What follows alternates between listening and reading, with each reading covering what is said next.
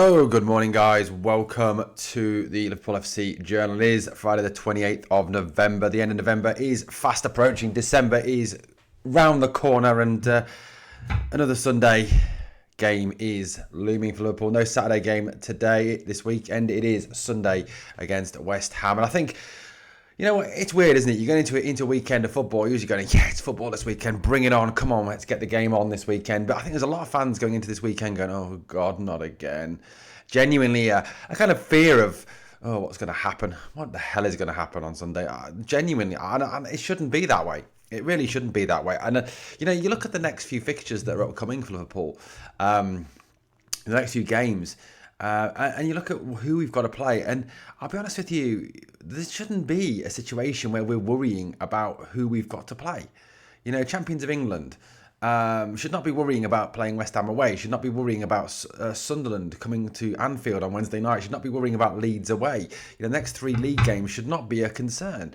We shouldn't be going, oh my God, how many points can we actually get? Could it be maybe 5, maybe 3, maybe it should be 9, and that's the way it should be thinking. But I think that we're so conditioned with the 9 defeats in 12 that we've had, this season, the worst league run the worst run for Liverpool since 1953.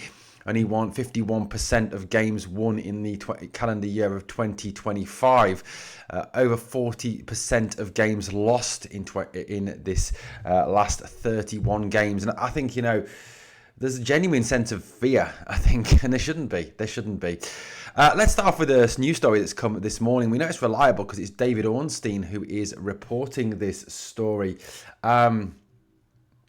It was David Ornstein who brought this news about Ibrahim Konate. Now, look, the whole situation around Ibrahim Konate is weird. It's been dragging on. He was offered the new contract last year. It's then obviously not been resolved. There's a lot of stories and counter stories, saying that basically he was going to Madrid and everyone thinking his head's in Madrid. He doesn't want to be here anymore. Blah blah blah. And his performances this season have been absolutely shocking. I mean, genuinely, he's been taken off the last 2 games. He really shouldn't have started the last game. You've got people saying it was a sackable offence to even start him in that PSV Eindhoven game. That's how bad he has been. And yes, last season he was fantastic. Ibu's always been someone, though, who has either been fantastic or awful. I don't think there's ever a grey area with Ibu. He's either black or white. That's the way it is. If you can say that. But David Ornstein reporting this morning that Real Madrid have said that they are not interested in signing Ibu Konate. Now, you've got many Liverpool fans joking online that they're not surprised at this news story, given the fact that he's been absolutely shite this season. So yeah, he's not wanted. Now, how this quite changed the contract perspective, I don't think it does, because at the end of the season, he's still a free agent. I think there's still clubs like Bayern Munich, even possibly PSG, interested in signing him. So it doesn't really change that contract perspective. It just takes the Madrid factor out of it. Look, I mean, people have mixed feelings on the whole Ibu Konate situation. There's a lot of people online, a lot of Liverpool fans saying that they should be sold in January. A lot of Liverpool fans saying just let him walk. He's not good enough. I think, he is an option. I mean, look, as a squad player, I think he would be a decent squad player. I don't think if Mark Gahey comes in, that he is a starter over Mark Gahey for the rest of this season if Gahey was to be signed in January. But, look, I think whatever way this situation pans out, it needs to be sorted as soon as is possible because it can't drag on.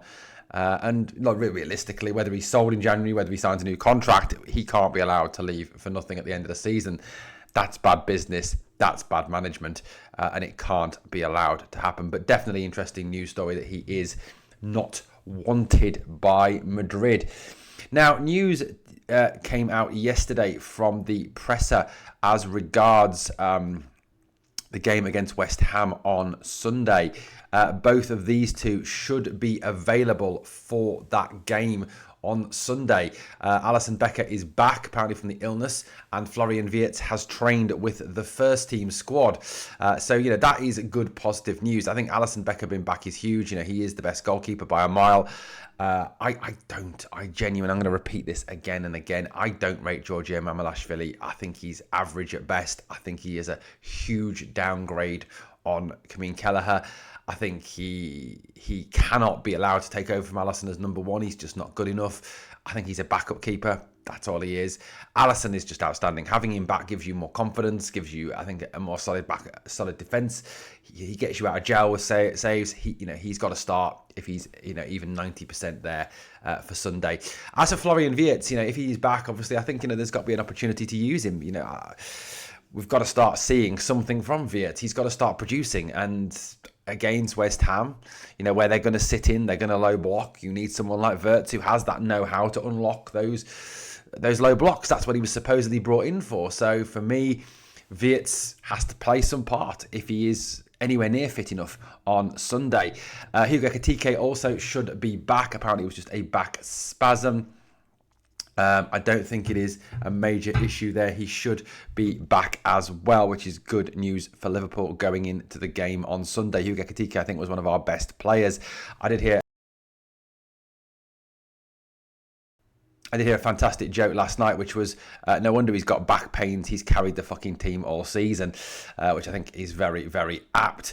Anyway, look, our record against West Ham is not that bad. You take the last 5 games against them. Yes, 2 of those have been cup games, but 2-1 obviously at home last season, a 5-0 away at the City of London or whatever the hell it's called stadium, a 5-1 at home in the cup, a 2-2 at the City of London Stadium, a 5-1 at Anfield. So, we've scored 5 goals against them 3 out of the last 5 times we've played them. So it shouldn't be a scary concept going into this game on Sunday. West Ham, yes, have had a slight resurgence under new manager Nuno Espirito Santo, and he will do what we expect him to do, which is to low block, which is to cause as much, disruption to the game as possible. And I think, we found that really difficult this season, overcoming that low block. So that is the big concern. Now, if you go over their results of recent times, they have really picked up under Nuno. Their last 3 games, yes, they lost. Before that, they lost 2-1 to Leeds at Elland Road and 2-0 to Brentford, 2-0 to Arsenal. But, the last 3 results have shown a real upturn in form. A 3-1 win over in-form Newcastle, a 3-2 win over Burnley, who they should be beating, and a 2-2 draw against a very good Bournemouth team. So certainly this West Ham team are no mugs. Espirito Santo has definitely got them playing some good stuff. They're a 3-4-3. Areola in goal, Todibo, Igor and Kilman as their back 3.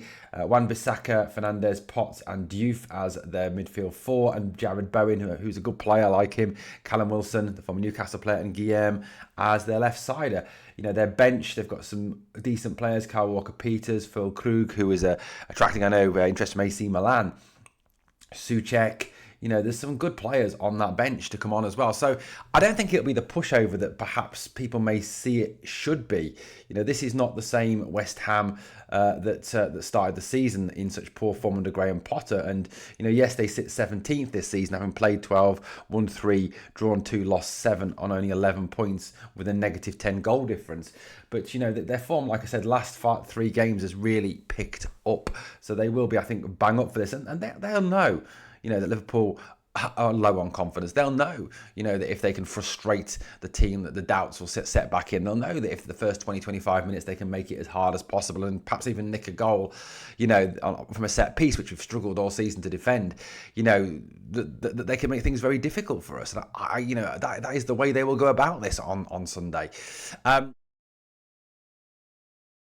Help matters. Now, look, the team. Now, this isn't. Let me just get things clean. I've gone a little bit what I would pick and a little bit what I think Arne Slot would pick in this team. I think we need to be more attacking. I think we need to be more aggressive. I think we need to really go for them on Sunday. Look, the right back issue is a massive issue. I mean, obviously, Alisson Becker starts in goal for me. It's huge. Yes, you could put Joe Gomez out there and possibly start Endo. I wouldn't start Konate. I think he needs to be punished in some way for his appalling displays and told that this is not good enough. I would play Calvin Ramsey. I thought he did well against Palace. Palace are a better side than West Ham. That Palace side were no mugs. I don't think Arne Slot will do that, but that's what I would do. Back four, I'd go Gomez and Virgil van Dijk, and I'd put Robbo back in at left back. I think his leadership and experience will certainly help in this game. Midfield 3, I would go with Szoboszlai, Gravenberch and Wirtz in the 10, Szoboszlai in the 8, get Gravenberch to sit a little bit more, not push forward. Maka wasn't great on Wednesday night. Hasn't done brilliant this season. Has been very hit and miss. So that's why I'd go with Sobbo at the 8 and put Wirtz a little bit further forward. Be more attacking. Go for it. This is West Ham. Be more aggressive. Front three, Salah on the right. I personally wouldn't pick Salah. I think Salah's been an absolute disgrace this season. I think, that second goal where he allows that PSV player to just run away from him is disgusting. He should have been hauled off there and then and given a public dressing down. That is not acceptable. Salah has been getting away all season with stinking the joint out. There's been no accountability. And I think that's one of the things that is really being levelled at Arne, is his lack of holding players to account for appalling displays. So I do think he'll start Salah on the right. I wouldn't. I'd go with Fede Chiesa. I think Chiesa's a better player at the moment. He works harder. He puts more fight and more passion in. I'd go with Isak and Ekitike. Ekitike from the left and Isak up the top. Go attacking. Go for them. Be aggressive. We've got to be, because I think, you go with the usual team, which I think he'll go with, which I think he'll put Szoboszlai back at right back, which is a massive mistake because it takes away from the midfield hugely. I think he'll put Maka, Gravenberch and Jones in midfield, or some combination of. I think he'll go with Salah. I think he'll go with Gakpo. And I think he'll probably go with Isak or Ekitike up top, which again, is doing the same thing over and over again, which hasn't worked. And that's one of the frustrating things about Slot at the moment, that he seems to be just doing the same over and over again and expecting different results, which I think is, whoever said it, is the definition of insanity.